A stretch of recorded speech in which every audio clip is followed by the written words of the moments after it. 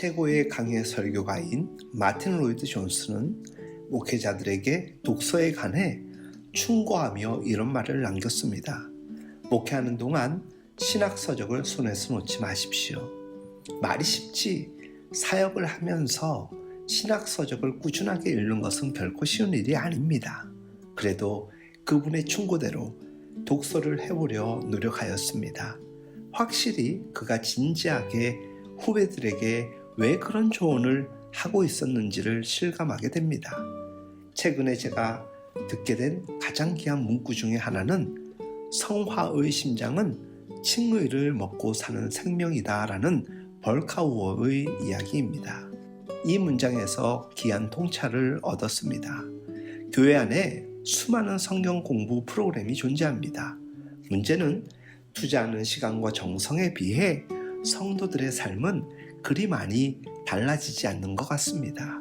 오히려 고민과 짐을 더 쌓아버리는 경향도 나타나고 있는 것 같습니다. 너는 왜 그 모양으로 밖에 살지 못하느냐? 그것은 신자의 삶이 아니다. 제대로 된 제자가 되어야 하지 않겠니? 예수 믿은 세월이 도대체 얼마냐? 이런 식의 고강도 주문이 계속 이어지고 결국 그것은 신자들의 사고에 피로도만 증가시키지 삶의 변화를 이끌어내지를 못하는 현실을 바라보게 됩니다.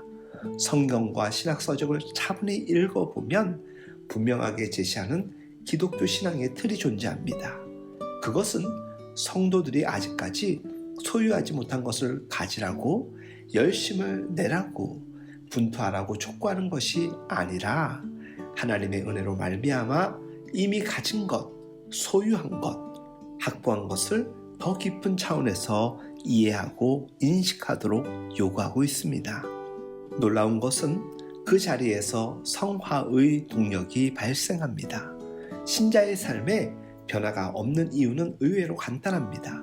이미 허락하신 칭의의 은혜를 망각하고 자기의 열심과 분투로 자신의 삶을 바꾸어 보려고 몸부림치기 때문이지요. 이런 의미에서 본다면 성화의 심장은 칭의를 먹고 사는 생명이다라는 이 말은 매우 대단한 통찰입니다.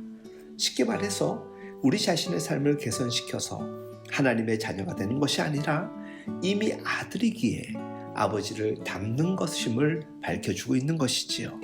언제부터인가 교회 안에 영성이라는 단어가 출현하게 되었습니다. 이 단어의 쓰임과 횟수가 늘어나다 보니 자연스럽게 개신교 내에서 수용되게 된 것이죠. 하지만 기독교 신앙은 인간의 노력과 애씀에 초점을 맞춘 특정한 영성의 기반을 둔 신앙체계가 아닙니다. 단언하건대 뉘앙스와 분위기가 사람에게 맞추어진 무슨 영성이 강조되다 보면 그것은 반드시 율법주의로 흘러갑니다. 끊임없는 의무와 요구 앞에 기쁨과 평강은 사라진 이상한 기독교만 남게 되는 것이지요. 싱클레어 퍼거슨의 목소리에 귀를 기울여 봅니다. 역사를 통해 보면 특정 그룹의 신앙심이 자신의 영성에 초점을 맞출 때마다 그 신앙심은 결국 고갈되었다. 주 안에서 사랑하는 여러분, 인간의 가능성에 집중하는 것은 기독교 신앙이 아닙니다. 우리 구주 예수 그리스도께서 이미 성취하고 이루신 그 일에 집중하는 그 사람에게 하나님이 원하시는 열매들이 나타나게 됩니다.